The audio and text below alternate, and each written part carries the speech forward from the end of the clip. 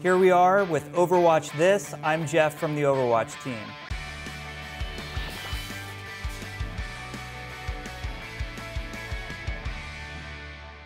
Hello everyone and welcome to another episode of Overwatch This. We are on episode 55. Yes. We're running, Yep. We can't count that high. No. I'm Matt Perslow, joined by Ben Barrett. Hello. And we are talking about the Overwatch League today. Absolutely, yes. Massive tournament that's coming up. The first big dive for esports that Overwatch has taken. We've had like the World Cup and stuff like this, but this is the biggest. Yeah, I mean, this is the thing they've been talking about. We've been talking about for, as long as kind of we've been doing the show, really. Yeah, it was announced properly a couple of BlizzCons ago, and it's been kind of building up ever since, and we want to make sure that we have a up-to-date video that says, here's what it is, here's when you can watch it, and here are our expectations, and that's what this is going to be. Because, we actually know the teams and we know the rosters now, we know where they're all from. We actually know anything, which is quite different from the other times that we've talked about it when we knew basically nothing. Sure. Just normal times. So we've got 12 teams, right? 12 teams. Split across 2 divisions. Yeah. Atlantic and Pacific, based on which ocean they're nearest. Basically, 9 of them are in the US, Yep. And then there's 3 more, 1 in the EU, 1 in China, 1 in Korea. This is pretty far from the international Overwatch League that they talked about developing to begin with, but it's something they'll expand into, and we'll talk about kind of the way that they expand later on. If you want to know about each and every team, please do go read on the site. Me and Matt spent more time than I'm willing to admit putting together articles about each and every team, kind of giving you a bit of a lowdown on each of them. It should be a good kind of primer. If you're a super expert, then there probably won't be much in there that you don't already know, but it should be a nice primer for which team you should pick and that sort of thing. Interestingly, they're pretty split on their kind of tactics for who they recruited. There's no region locking in the Overwatch League. No, so that's the interesting thing, right? Yeah, if you want to hire a Korean player, you can hire a Korean player as long as you can pay them the amount that they want, or that they are worth, and they're willing to live wherever it is that your team will be based for this first season. Like we were saying, they'll all be based in LA, which is where all the games are going to take place, but later on they'll obviously be based in their home cities.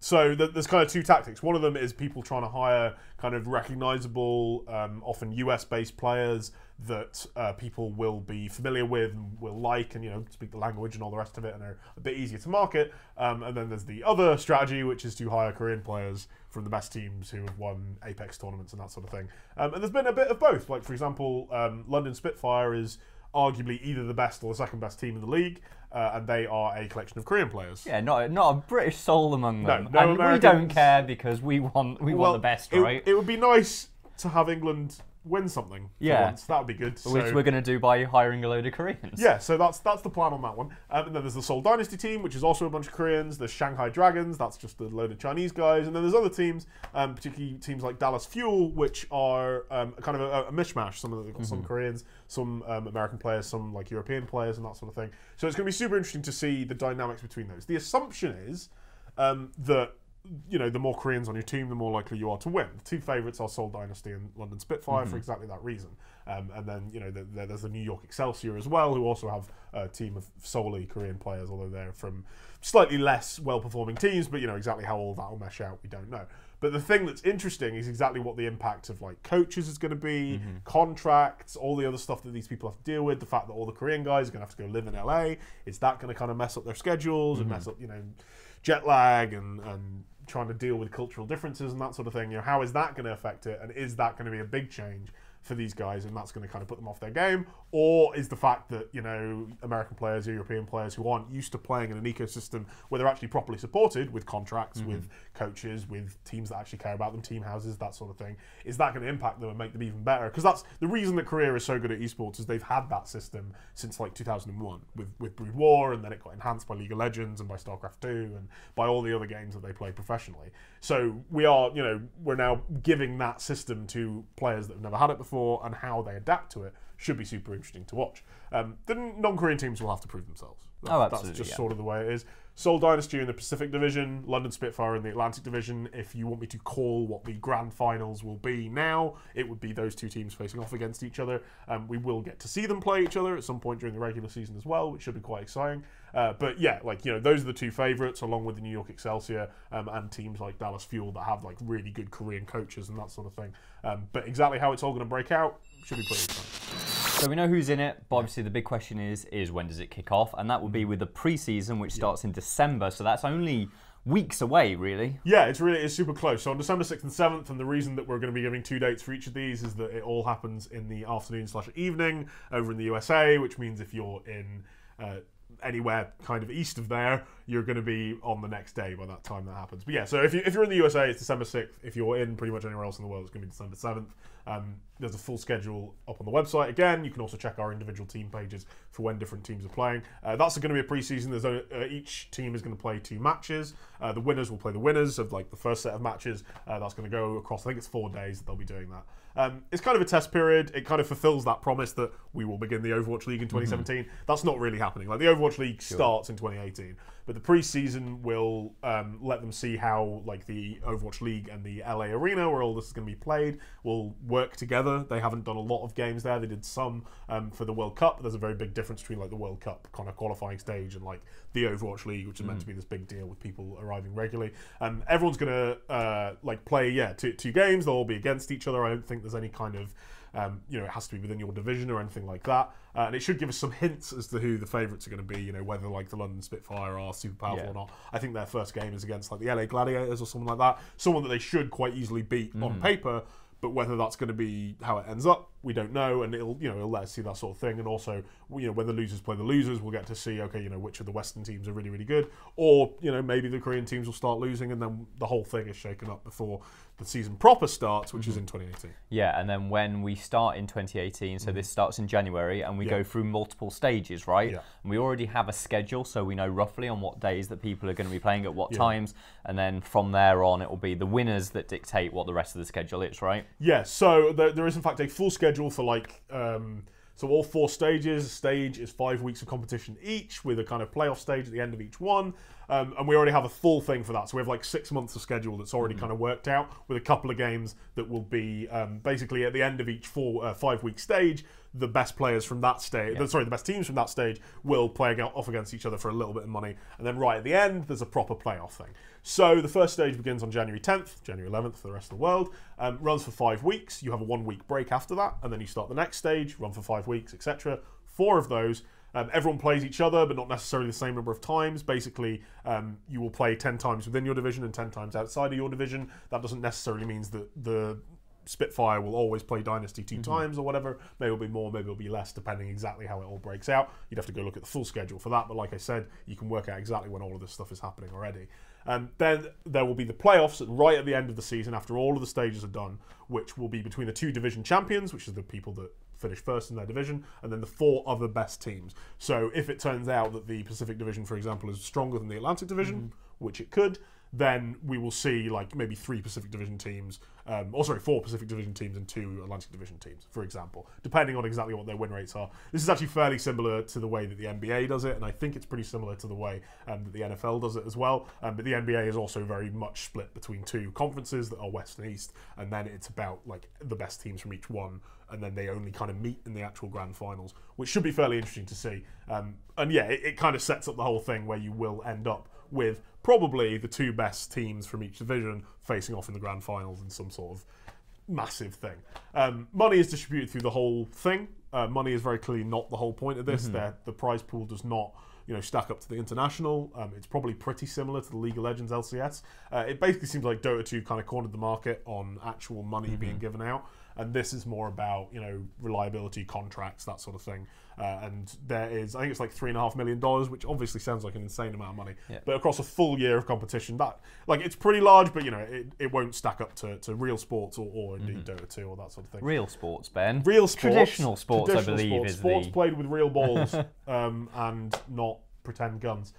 As for actually watching it, and this is kind of the interesting part, is they haven't really announced this yet. The assumption, obviously, is that it will be on the Overwatch Twitch channel, and that they'll try and build that out. But interestingly, there's 2 things to scupper this. One is that they very clearly said that they want this to be like a traditional sports league, and that there will be broadcasting rights, and you will need to bid on those, and there'll be local broadcasting rights and international broadcasting rights and all the rest of it. That is probably something they will develop further, and again, we'll talk about expansion in a minute, when they actually move on to this kind of probably 3 larger divisions internationally with local teams and all the rest of it.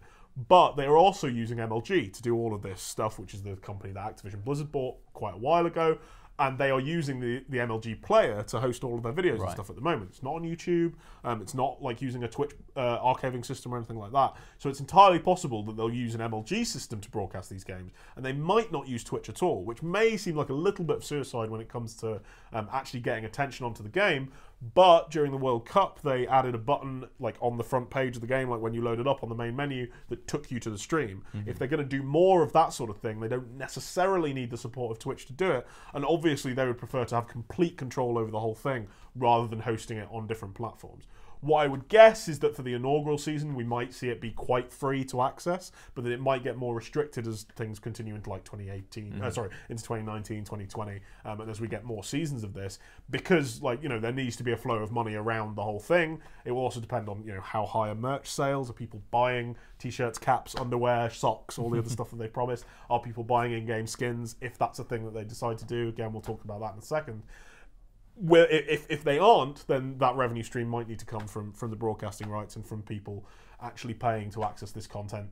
Maybe, you know, based on the quality of it, like, you know, if you want 1080p 60, you need to pay. If you don't mind, then yeah, you can have 720 30 for free, something like that. But yeah, we overall actually don't know yet exactly how you'll watch it. I would be very surprised if the preseason isn't just on Twitch, but after that, it's a lot more. So I know on this show a lot of our talk about the league has always been very forward-facing, Yeah. very speculative. Now that we've spent, you know, a good 10 minutes or so talking about what we know about the league, can we just go back to what we traditionally do and look into the future a bit? And where is this going to expand? You know, can we expect? You know, is the second season like guaranteed? Is it not? Or so I mean, it isn't guaranteed. They could just after the first season be like, it didn't really work. Never mind. But I sort of doubt it. You know, they've set this up to be an international, long-running thing. The amount of money that's been invested is not, you know, give up after a year money, it's give up after 15 years money. Like, sure. You know, it's keep this going and work out how to make it work over a long period of time type deal. But, you know, so will there be a second season? Almost certainly. When it will be is more up in the air. So this season currently ends in August. The grand finals are in July, and then there's an all-star game, which will be, you know, a lot more fun, a lot more casual. Scheduled for August, and then we don't have a date for the second season. It could start within 2018, but I would expect that it will actually start in 2019. They'll run yearly seasons, much like, you know, the NBA, the NFL, all these companies that they're actually basing this on do. And then the second half of the year will be for the World Cup, for things like the All-Star game that we already know is happening, as well as for maybe a rookie league or something like that. We do know that there is a plan for combines, which is a phrase from the NFL, which I wasn't particularly familiar with before the Overwatch League introduced me to it, but it basically is where you go and you prove yourself and you say, hey, I'm a really good Overwatch player, Sure. You should be bringing me onto your team. They've also said that, you know, there's plans for a draft, like a proper kind of, okay, the best team gets the last pick and the worst team gets the first pick, and teams get to improve themselves over time like that. They haven't announced exactly how any of that will work, but it needs a time to happen in, and that last like 5 months of the year, along with like the World Cup and stuff like that, could provide a good location for that. It also means that people shouldn't get burnt out too quickly. On the Overwatch League, it'd be very easy for them to just be like, yeah, we're going to have games every week for 4 years running or something, and then, you know, people don't care by a year and a half in, and they end up just tuning in for the grand finals and that sort of thing. If you give people a break, that means that they'll be more eager for it when it comes back, say in January 2019 or something like that. What I would expect is maybe eventually they'll move that forward, so it's less kind of January to August, maybe more like March until October, something like that. It means they can start having the finals maybe nearer BlizzCon, even at BlizzCon if they want to. But a lot of that stuff is kind of a big competition between all the different Blizzard games. For example, Hearthstone didn't have its World Championships at BlizzCon this year. The 2017 World Championships are in fact in 2018 for that game. So, you know, there's a lot up in the air with that and a lot of decisions that can be made. What will be interesting is how they expand the kind of the rest of the league around having a second season. There's definitely more teams need to be made. The plan has always been for it to be an international league. I would certainly personally expect at the very least a USA division, which would be maybe 12 teams. There are 9 at the moment, so you need to add 3 teams there. A European division, there's only 1 team there. You probably want all the divisions to be roughly the same size, so that needs at least like another 9 teams, probably another 11 teams. And then an APAC division that could even eventually be split into like APAC, Korea and China, that would need to be, the Chinese teams, the Korean teams. And, you know, there are a lot of possible Korean and Chinese investors in esports because they just already do. Like, there are at least 5 or 6 kind of China-only, very large, popular esports franchises, particularly for Dota.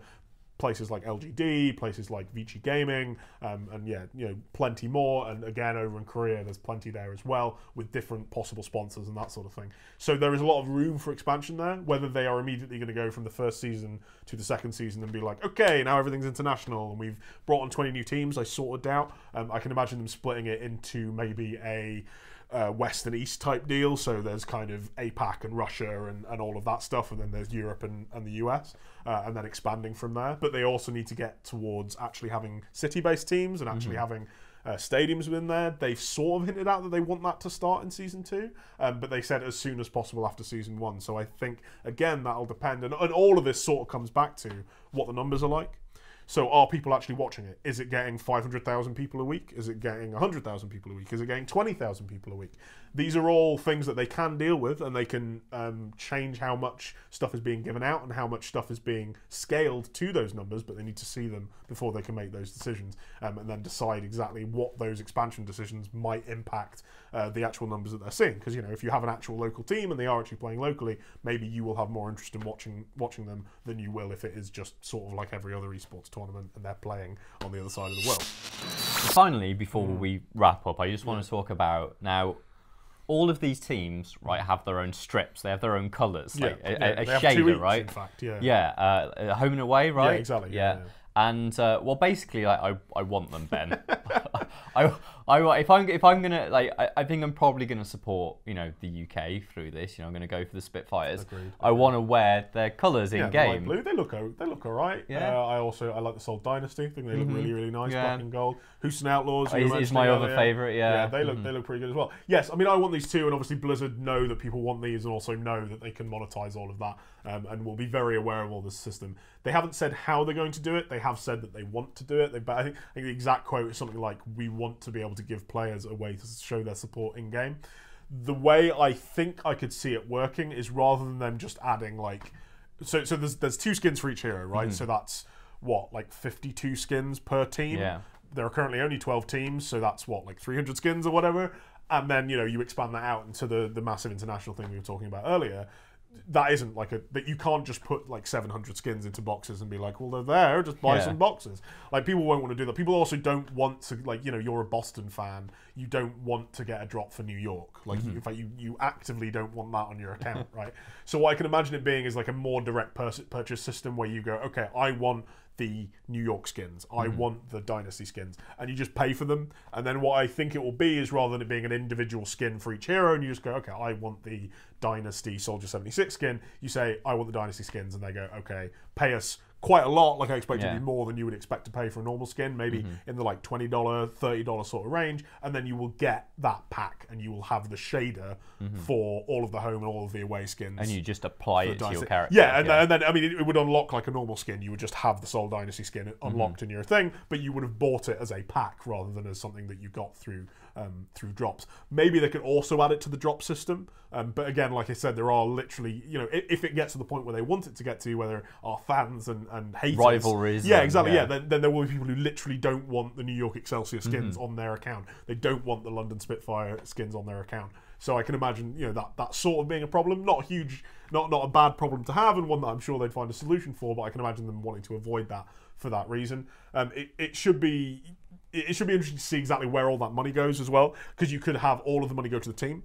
You could have the money be split between all the teams. No matter, so if one team proves to be way more popular, that's not a problem because all the money's getting split. That's important for the kind of existence of the league. But obviously, you also want to reward teams that are managing to build a fan base and that sort of thing. You also have, how much of that does Blizzard get? Blizzard has made all the art for this, and they're going to have to make the system that puts them into the game and that sort of thing. So exactly how all of that work, again, is up in the air, and is something that I think we'll find out sooner rather than later. That's not a 2019 thing. That needs to be a 2018 thing. That's something they need to start building on immediately, because these teams will already have fans, not least because of the city-based structure, but also because people coming from actually having watched Overwatch esports before this, for example, the Dallas Fuel are effectively team envious, and people will be, okay, I want to support them. Similar with Misfits, I think they're Florida. They're the Florida, exactly, they're the Florida team. And the London Spitfire, while it's a group of Koreans, I would like to have the London Spitfire skins for exactly the same reason you would. I want to be involved within that system. So yeah, I think that's something we'll hear about quite soon, maybe after pre-season, once they've kind of worked out the kinks, they know everything's going to work. But I can see that being something that is implemented very, very soon. Right, that's everything from me and Ben for episode 55 of Overwatch This. A long one. Yeah. A long one. If you enjoyed it, there are 54 others that you could watch if you've missed any of those, or maybe you just want to give us plus specials, or maybe you just want to give us a like and a subscribe. You know, we appreciate all the love that you can't can buy give our us. skins yet, but maybe soon. No, yeah, maybe soon. Maybe soon. Okay. The Matt Purslow Orisa skin. That's what I need. I was thinking more of the Ben Barrett Roadhog skin. Oh yeah, well, but, yeah. that's just real life. Someone said I could cosplay Moira the other week in the That'd comments. be good, actually. So maybe we should get some cosplay going. Yeah. But until next time, good luck and have fun.